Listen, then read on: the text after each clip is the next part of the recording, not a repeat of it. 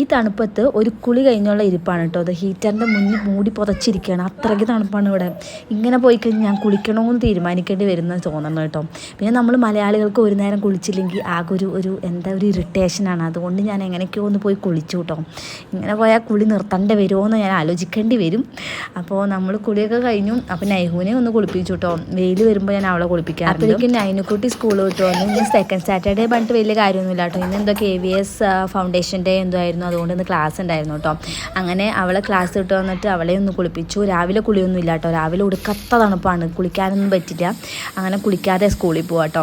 അപ്പോൾ നമ്മൾ ബ്രെഡും പാലൊക്കെ വെച്ച് മുട്ടയൊക്കെ വെച്ചിട്ടൊരു സംഭവം ഉണ്ടാക്കി കൊടുത്തു. അങ്ങനെ ചായ കൂടിയൊക്കെ കഴിഞ്ഞു. അതൊക്കെ കഴിഞ്ഞ് നാളെ സൺഡേ അല്ലേ, അപ്പോൾ ഞാൻ വിചാരിച്ചു ഇഡ്ഡലി ഉണ്ടാക്കാമെന്ന്. അപ്പോൾ മാവൊക്കെ ഒന്ന് അരച്ച് വെച്ചു കേട്ടോ. അപ്പോൾ നാളെ കുറച്ച് കൂടുതൽ നേരം കിടന്നുറങ്ങാലോ എന്ന് വിചാരിച്ചിട്ടാണ് കേട്ടോ. അങ്ങനെ ചപ്പാത്തിക്കുള്ള സംഭവങ്ങളൊക്കെ ഒന്ന് കുഴച്ച് വെച്ചിട്ടുണ്ടായിരുന്നു കേട്ടോ. ഇന്നത്തെ ഡിന്നർ നമുക്ക് ചപ്പാത്തിയാണ്. അതിൻ്റെ ഇടയിൽ നൈക്കുട്ടിയും ഉമേഷും കൂടി സൈക്കിളൊക്കെ മേടിക്കാൻ പോയിട്ട് അവൾ കുറേ ദിവസമായി സൈക്കിൾ വേണമെന്ന് പറയണു.